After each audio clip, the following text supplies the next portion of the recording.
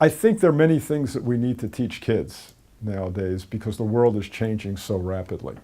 But I must tell you, I think from my own personal perspective, I have 3 kids. Now I have 3 grandkids. Teaching kids empathy and just the understanding that they are not the center of the world. The world is around them, and that a good life is lived by making a contribution to the world that's bigger than yourself, I think is the most important thing. I mean, we're getting to the point where we have the ability to have kids access, or anyone access, to all this information. And I'm not bringing you news here. You know, the need or the ability to get to data, to find out about history or science or math is there. You don't really have to focus on that.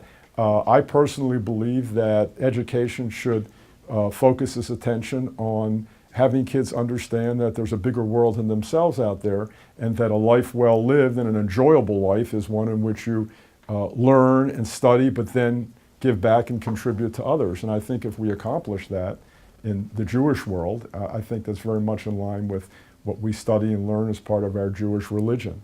And that's a much tougher thing to do than, you know, kind of figure out how to improve coursework or what's going on with massive online courses and so forth.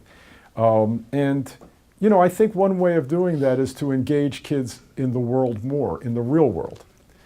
They're so now engaged in the virtual world themselves. I don't have to tell you, I'm not bringing news here. You know, how they're connected with one another, connected to the world of information, that I think teaching kids and thinking about education as getting kids to connect with one another in a deeper way.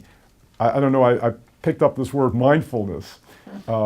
And mindfulness, awareness, connection with other people in the real world. And I'll talk a little bit about that because that's kind of what this is all about in some ways, is where I think we should be focusing education.